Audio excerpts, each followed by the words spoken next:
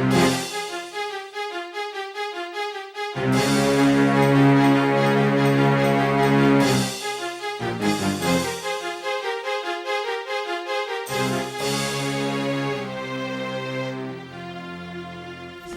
for us.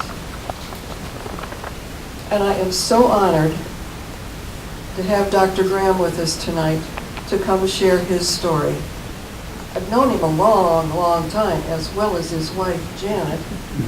And he has served Medina. He was the president of our library board for a number of years. But before he did that community service, he was off there as a pilot in the U.S. Army Air Corps. And he's going to come tell us his story.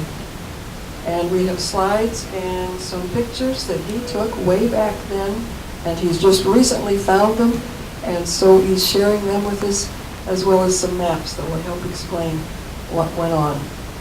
So Dr. Graham, thank you. And who will lead us in the Pledge of Allegiance? All right. I pledge allegiance to the flag of the United States of America and to the republic for which it stands, one nation, under God, indivisible, with liberty and justice for all.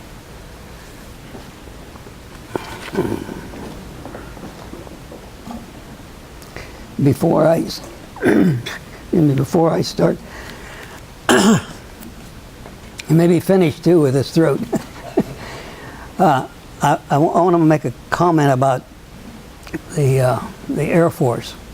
I've heard so many different versions about the Air Force and the Air Corps. I've had people call it the Air Corps when it was the Air Force. The Air Corps went out of business in '41. It became the Air Force. And then in '47, it was the U.S. Army Air Force. In '47, it became the Air Force. Before that, it was a part of the Signal Corps. Shortly after the Wright brothers flew their airplane, the Army thought that might be a good tool to use in trying to read the enemy's positions, because they used balloons before that. The balloon would go the enemy lines and they would see the disposition and number of troops. So the Signal Corps said, we'll get an airplane to do that. Well, then it developed into something more than that. In World War I, of course, it became a corps, and it was a corps up until 1941. 1941, it became the Army Air Force. '47, it became the Air Force, separated completely from the Army.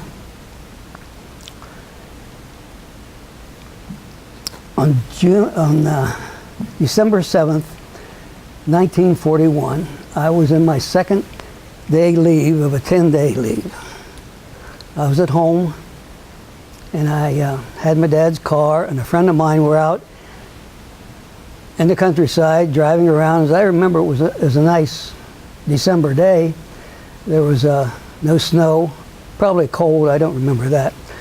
But we were discussing his position of whether he should join the military or whether he should wait until he's drafted. I don't know that we came to a conclusion or not. We talked about many other things that day also. We got back in town, and on Sunday it was usually quiet, not many people in the street. But this day they were milling around on the streets, in the streets, on the sidewalks, in the yards. And we knew something was up, so we stopped and asked someone and asked if there was a fire. And he said, no fire. The Japanese had struck Pearl Harbor. So I dropped him off at home. I went home, and there was a telegram from Selvidge Field, Michigan, where I was based. Report back to the base immediately. Well, on the way back, I was thinking, there's not much we're going to be able to do. We had one obsolete B-18 aircraft. It might have gotten us to Rochester, New York. It was not in good shape. It was the mechanics were always working on it and holding it together by Scotch tape. We reported back to our base at Selfridge, and that was north of Detroit on Lake St. Clair. There's a town much closer than Detroit. It was called Mount Clemens, and it had sulfur baths or something. So we tried to stay away from Mount Clemens. We would go over to Canada or we'd be down to Detroit. But we got back, and of course everybody was buzzing about what happened at Pearl, and talking about what we were going to do and when we were going to do it and how we were going to do it. But some of us got tired and went to bed. So the next morning we got up, was the same as usual. We went about our regular duties, did that for 2 or 3, maybe 4 weeks, I don't remember. But one day there was a gentleman from Washington, and I still remember his name. It was Colonel H.J.K.L. Malone. I never met anyone that had that many initials. And he was there to tell us that we were going to get new equipment. Really, we were going to get equipment because we just had, as I said, that one aircraft. And it was, I think, 3 or 4 weeks later, we got all B-17Es. We had to be checked out on those. And we stayed in at Selfridge for a while. Then they transferred us over to a field in Massachusetts, and we were there for part of the winter. Then we went up to Mitchell Field, that was Westover in Massachusetts. Then we went to Mitchell Field, Presque Isle, Maine, Goose Bay, Labrador, and we ended up in Belfast, Ireland. We landed there and, of course, left the aircraft, and the maintenance crew came out to refuel the aircraft and so forth. And one of the fellows, they were dressed in the tags, and one of the fellows noticed they weren't fellows, they were women. They were going to take care of our aircraft. Well, we had a master sergeant there, had probably had 20, 25 years service. This didn't sit well with him. We had not seen any women in the military except nurses. I don't know when the WACs came in, but they weren't at our base when we left in 41 or 42, early 42. We moved from there to Mitchell, kept training. As I said, moved up to Presque Isle, Maine, Goose Bay, Labrador, and ended up in Belfast. And that's when some of these old timers, they were upset about these ladies coming out to take care of their aircraft. We were there, I remember we were billeted in a brewery. It was dry, nothing was in there. But we stayed there for, I don't know, a week or less. Then we jumped over to Scotland, and I was intrigued by that Scottish burr that they use and spoke. We were there for a few days, and then we moved down to an aerodrome, as the British call them, that surrounded London. I never did figure out why the Luftwaffe always hit London when all these aerodromes, as the British called them, were right around, and they could destroy the aircraft and really do more harm to the military than bombing civilians. But I don't think Hitler or Goring asked me anything about that. We were there for, I don't know, a couple or 3 months. We made a number of sorties over Germany in the 17, and we had no fighters because they didn't have any fighters that could go all the way with us. But at one point, we were told we didn't need fighters because the 17 could take care of itself. Well, after a few missions, there was a change of heart because the losses were too great. So they had to stand down until they got some fighters, P-38s and so forth. While we were doing that, and we assumed we were going to be doing that the rest of the war, we didn't know. And those of you who've been in the military, you know, you're the last to know what's really happening. But at the time, Doolittle was forming the 12th Air Force, and this was the 8th Air Force.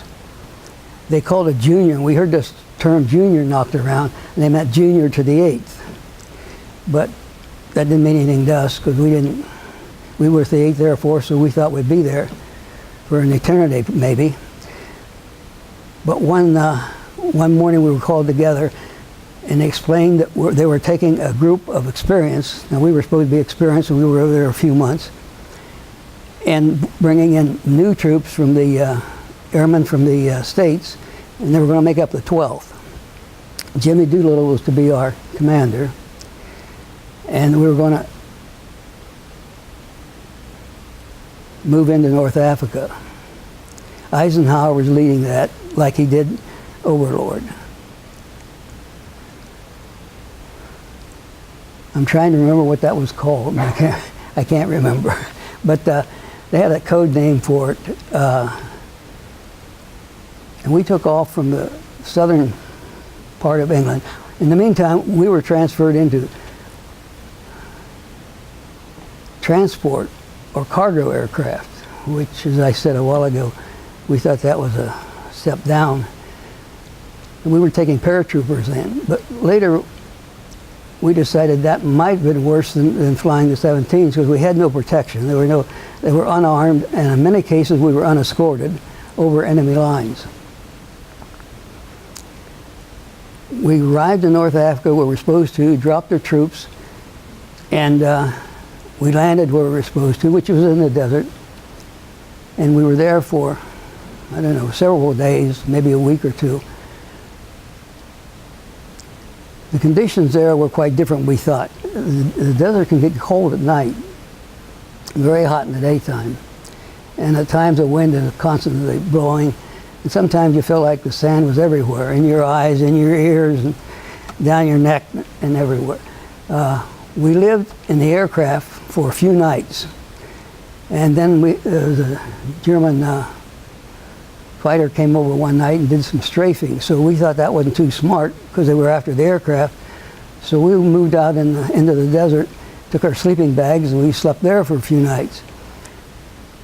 We were on K rations, and some of you in the military know what that is. That was a large, overgrown chocolate bar. Didn't melt, and you chewed on that like a rat would chew on a piece of food. It was supposed to have all the nutrients you needed.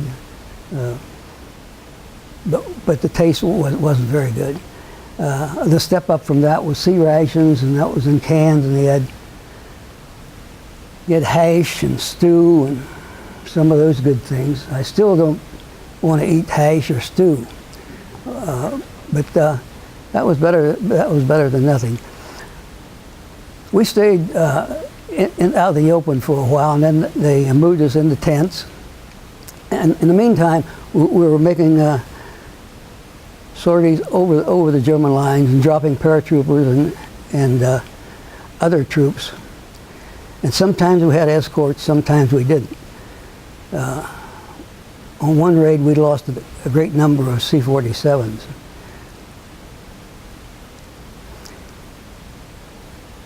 We were in these tents for some time. I remember they had water, and I don't know where they got it, but they had to put some kind of chemical in it to make it safe to drink. And it also made it gave it a horrible taste. So they put it in what I said was Lister bags, hang them up if they could find a tree or a shrub or something. Of course it was hot, it was warm, the water was warm, and it tasted terrible, but you soon learned to drink it because you got thirsty out there. We were in these tents for quite some time and kept making sorties over the German lines. And then one day they moved us into a former Foreign Legion post. And there you had real barracks. They were stone and mason. And you had sort of a bathhouse. You couldn't take a shower, but at least it was a toilet and a place to wash your face and hands, which we hadn't had for a long while, unless you used your helmet and got the water from that terrible Lister bag. We were there for some time, and we were moving across Africa at a pretty good rate at that time. And then we heard about this term that they bannered about called Husky, and that was the invasion of Sicily. So we were involved in that, and we had lost some of our planes to friendly fire. The U.S. Navy got mistaken, I think, and shot down a few of ours, but That's not anything against the Navy, because the Air Force dropped bombs where they shouldn't have probably, and the infantry fired on friendly troops. So that goes along with the war. When Sicily was secured, we were based at the at the base of Mount Etna, and it would explode occasionally.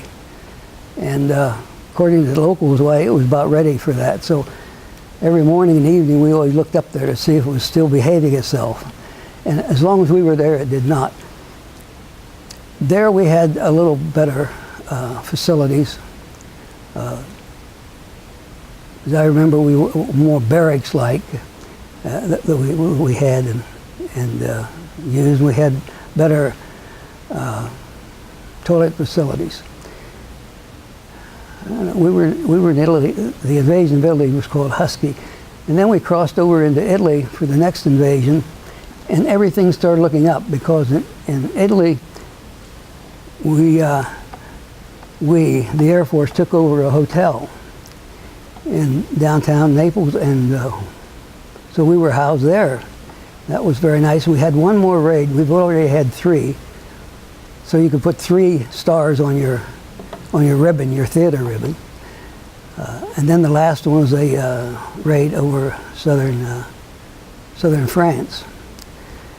Now during that time, the Germans were well entrenched in Italy, and Italy, as some of you may know, is rather mountainous.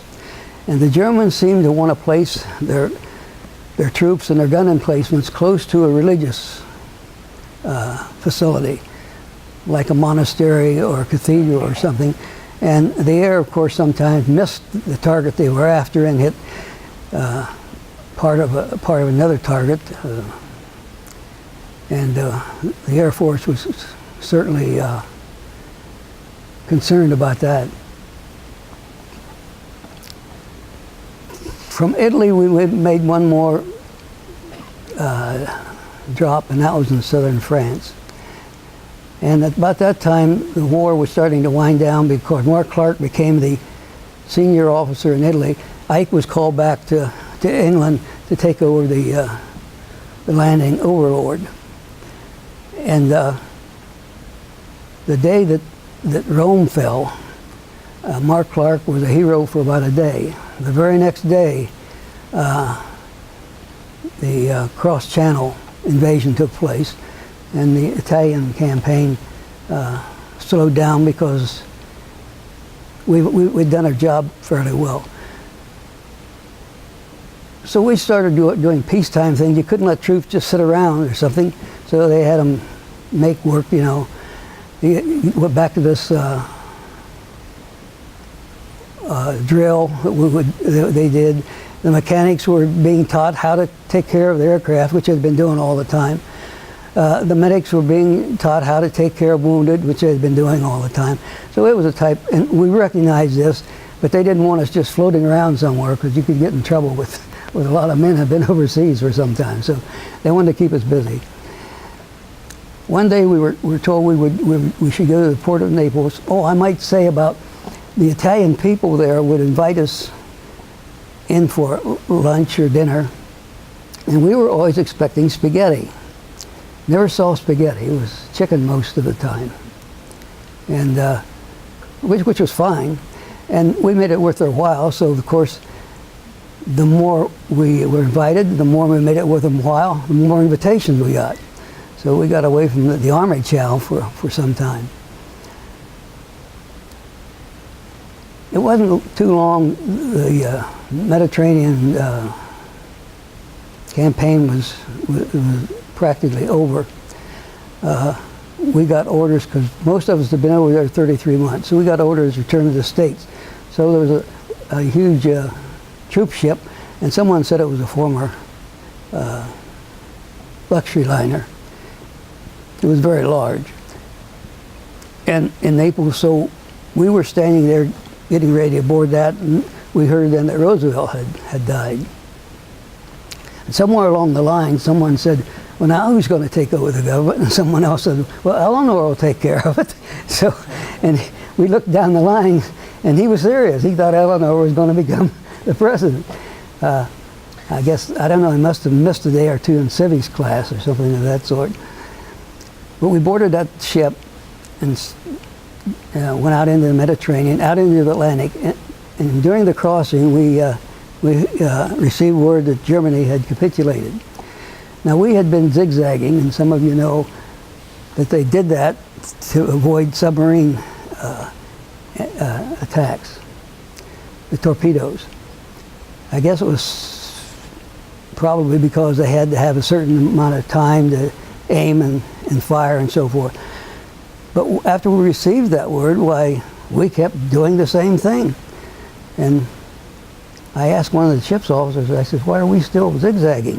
Is the war over? And he said, well, he doesn't trust the submariners. He said, number one of them might not have gotten the word that the war was over. Number two, they might want just one more shot. So he says, so we zigzagged right into Norfolk.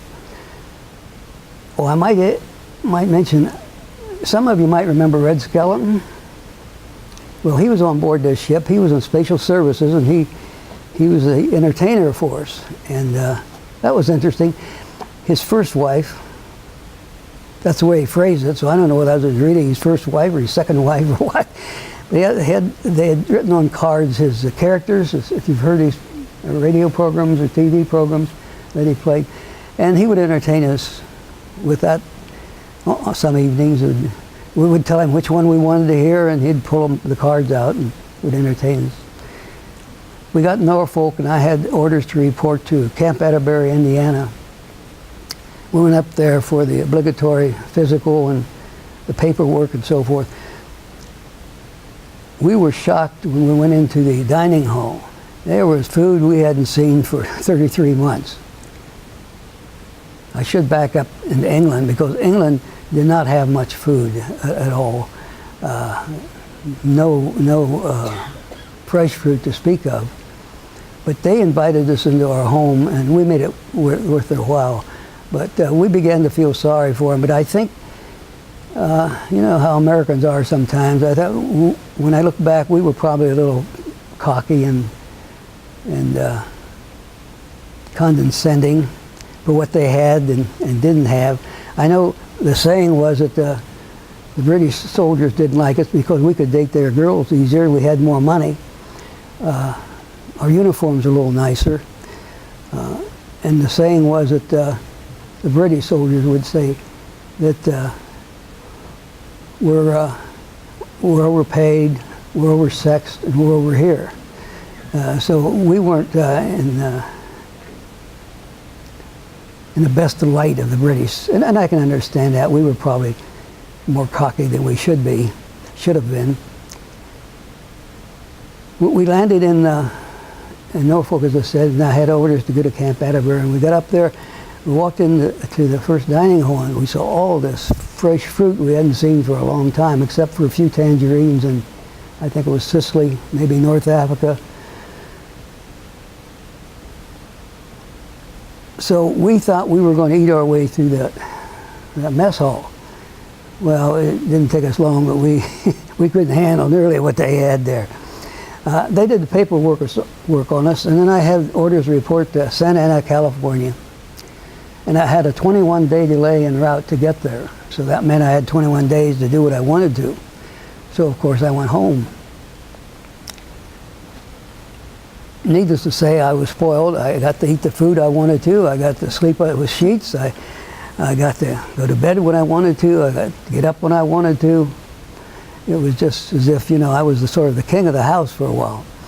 Well, after the 21 days, I boarded a train, because they weren't doing much flying in those days, and I arrived in Santa Ana. We were there about 3 or 4 days before we realized that they didn't know what to do with us. There were troops coming back from the European sector. They were still fighting in the Pacific. And so we went to San Francisco, went to Hollywood, and they would freely with their passes. They just, you want to pass? Okay, here it is. And the other times we spent time in the club there, reading, playing. Some of them played cards, checkers, and chess, and so forth. And then one day I got orders to report to Kearns Air Force Base outside of Salt Lake City. And that was almost like peacetime. We were on duty from about, I think, 8 or 9 o'clock till about 4 or 5. And then you were off duty, you could do what you wanted to. And of course, we went into Salt Lake a lot. And I got acquainted with some Mormons through another Air Force guy who was a Mormon, and his home was in one of the states out there, Utah or someone. And one night he said, I've set you up with a date. And because he knew some of the people in Salt Lake, because he lived in the large geographic area. So it was his cousin, and we had a few dates. And I asked her once, because they did not care for someone who drank or smoked. I just didn't happen to do that. I was one of the few in the squadron that didn't. And she said that was one of the reasons. We had some pleasant times out there. I might back up and say that I was probably one of 20 or 30 in the squadron that didn't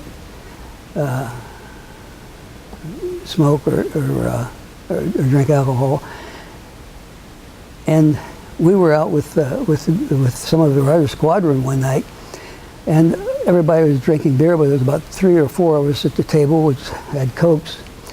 And another group came in and sat next to us, not from our squadron, or not even from our group, I think. And they noticed that a couple of us had Coke bottles, and they really started razzing us, you know. You're not real airmen if you're going to drink that stuff, you know. And they started giving us trouble. Well, our guys could do that all the time, and we took it and didn't think much about it. But we were amazed when the other group started chastising us, how our group came to our defense. And they were ready to go to fisticuffs. They said, these are our guys, so you lay off of them. So we had some defense there in that situation. In Utah, I was there, I don't know, a few months, I can't remember. But we had a few troops that were being processed to go to the Far East. And, you know, a lot of paperwork, insurance, and next of kin, and that sort of thing. And one day, one of the interviewers came back to me and says, I've got a soldier out here that he doesn't want his wife to get his insurance. Well, I said, you know, the next of kin gets the insurance. He says, I've told him that. He just won't listen to me. He said, will you talk to him? Well, I said, well, if you want me to talk to him, send him back. He came back, and I said, what's the problem? He said, well, I don't want my wife to get my insurance. I said, you know what the regulations are? He says, I don't care. He says, I've got a girlfriend, and I want her to get it. I said, well, that's not going to happen in the military. I saw he was not satisfied with that. I says, where'd your wife live? And I think he said Des Moines or somewhere. I said, where's your girlfriend live? And I think it was in South Carolina or somewhere. I says, I think I can get you a 3-day pass. If you can get to your wife, get a divorce within those 3 days, and marry your girlfriend within those 3 days and come back, we'll change the paperwork. Well, he looked at me like I was the dumbest thing that ever stood on 2 feet. You know I can't do that. Okay, that's the best we can do. So I guess he ended up letting his wife get. I said, you want to think about one other thing. You may be back here, and she may not get anything, so you can divorce her then. You can do what you want to then. I don't know how many months we were at Salt Lake. I did try to take some dancing lessons, and my wife knows I'm one of the world's worst. That was before I met her, but I thought, you know, that's what the ladies seemed to like, if the guy was a good dancer. Well, I discovered I was not one of those. So Arthur Murray and I departed company after a few stations. But at Utah, I received orders to report to a hotel in Atlantic City. And I knew what that meant because the Air Force had a discharge area there in one of the hotels. So I reported there, and they went the obligatory physical and the paperwork and so forth. And so I was discharged from there, and I went home. I got home about 5 o'clock in the morning, and my mother and dad, we visited and had breakfast, and then I started looking around for some civilian clothes I could wear, because I gained a little weight in the meantime. I found some, I put those on, and went about my business, and no one ever said, "Glad to see you back," or "Thanks for your service," nothing. It was just like, you were out of town for a couple of days and you just came back. So at the time I didn't think much about it, but then later when the Vietnam guys came back, and they were treated much more severely than that, I understand. Then I began to realize, yeah, I guess it would have been nice if somebody would have did something. And someone did about, I don't know, 10 years ago or something, after I'd moved here, and I was in my maybe 70s. I was walking in the park with my dog, and I have so many ball caps. My wife gets concerned about all the ball caps I have around, and I always wear one usually.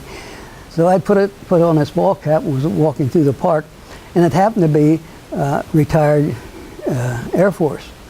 But I didn't know which one I had on, because I had so many from as I said, from ball teams and schools and so forth. And some young lady was coming to me, and she looked at me and she says, "You were in the Air Force." Yeah, boy, she's psychic. And because I didn't realize I had this, I just said on my head. And she says, "I want to thank you for your service." Well, you're quite welcome. And we went on. Boy, she is a bright young lady. And later, when I took off my cap, I saw what it was. She had read my cap, and so I'd been there. But that was the first time, and that was 30 or 35 years after I left the service. I think you have a map over here, and you see that the route we took over to England, down to North Africa, and then into Sicily and up into Italy.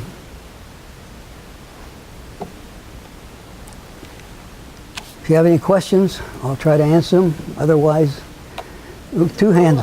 Beg pardon? Where did you grow up? I was born in Cleveland, and I grew up in Muskingum County and Guernsey County. I think in battle that you were talking about when you first got over to Africa, Operation Torch. Yeah. Wasn't that it? Yeah. Yeah, that was Torch. And as I said, I think Eisenhower was in command of that, and Doolittle was in command of the 12th Air Force at the time.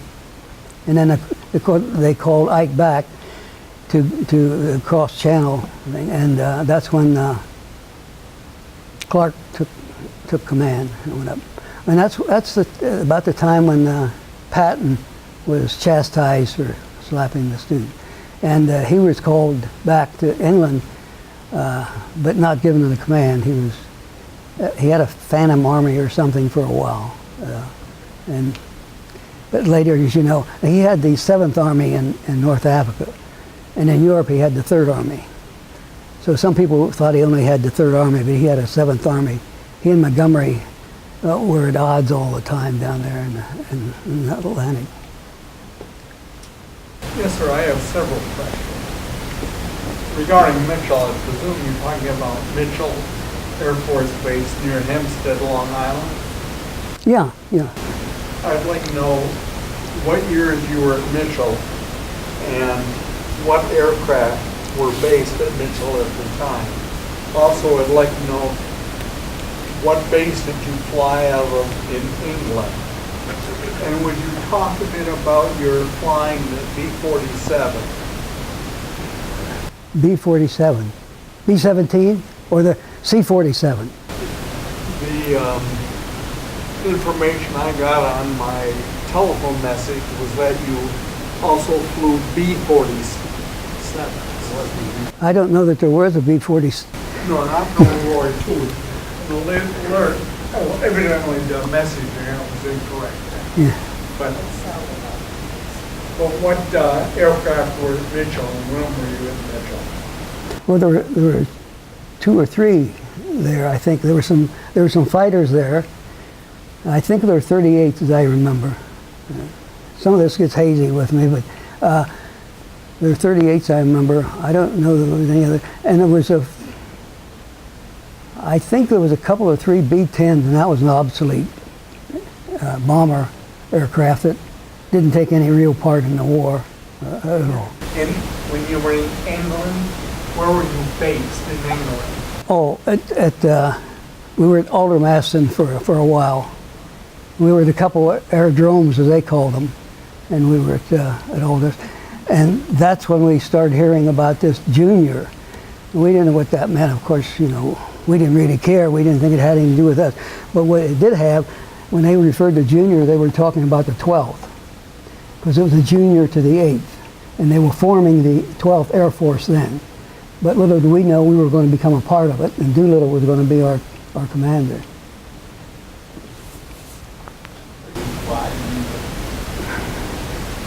What aircraft were you flying out of England? 17E. Yeah, and as I said, we thought that was a step down when they put us in those 47s. But they were sturdy aircraft. Didn't have any protection, but unless you had fighters with you. And sometimes they forgot to go along, we discovered. But I think we were very conscientious. We wanted to get the troops over their drop zone, where they were supposed to be dropped. I know on a couple of occasions there was a couple of aircraft commanders that were faulted for not, they let them out too soon because there was too much flak, and they were afraid of fighters coming, so they said, we're going to drop you here, and you can walk to where you got to go. We're leaving. They didn't put it that crudely, but that's just about the way it was. After you were discharged, did you stop flying or did you continue to fly? No, I wasn't. I was asked whether I was interested in flying afterwards. No, I don't remember the number of hours I had now, but it was sufficient for me. Some of the guys, I think, became pilots, but I think the most of us just sort of melded back into. I went back to school and made a mistake. I won't say that. No, I got married there. You know, I got to be careful because I might not get any meals for a week or so. When were you out of B-17s? Where out of? No, when did you stop flying them? Well, in England there, when they came up with the 12th, they took, what they did was split the 8th that were supposed to be experienced, and that was us. We'd been there a few months. And then they brought over troops from the States, or airmen from the States, and made that into the 12th. And they brought over another group to complete the 8th. So I don't know why they chose, you know, who knows, but at the time we were very dissatisfied with our lot, but it worked out to be all right, I guess. So in the 12th Air Force, you were in the transporting business, right? Yeah, troop carriers, they called it. Right. Yeah. Yeah, we did all other stuff. You know, if somebody needed something somewhere, they'd call one of those aircraft and say, we need engines or something somewhere. So that's what you did all through Italy? All through North Africa, Sicily, and Italy. And we made a drop in North Africa, made a drop in Sicily, made a drop in Italy, we made a drop in southern France. So we had 4 drops. We had stars on 4 stars on our ribbon.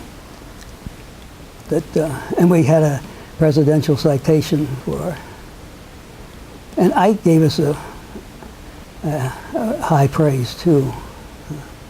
We thought, you know, well, as I said before, we were very disappointed that we were not going to be in bombers or anything. We thought that was quite a step down. But we realized how highly those type were respected.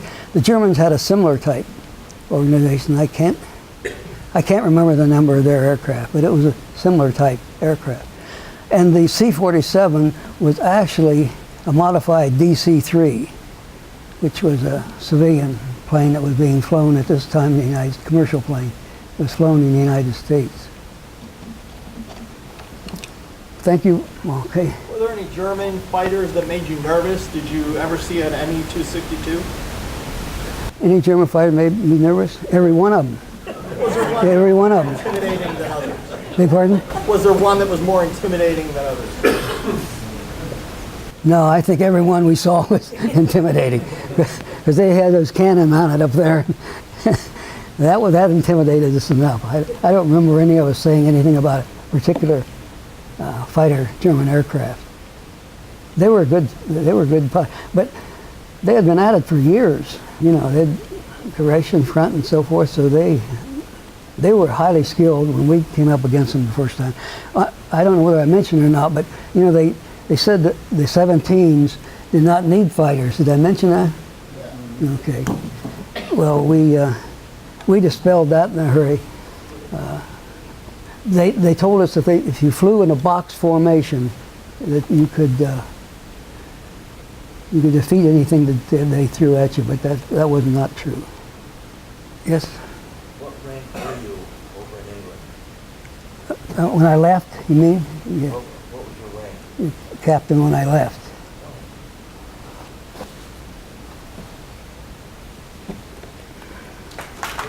Thank you for your attention.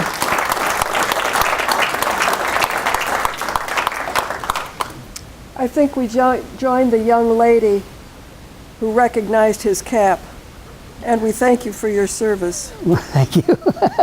And we give you the traditional Medina Library mug. Oh, good. Yeah. Thank you. Thank you. you.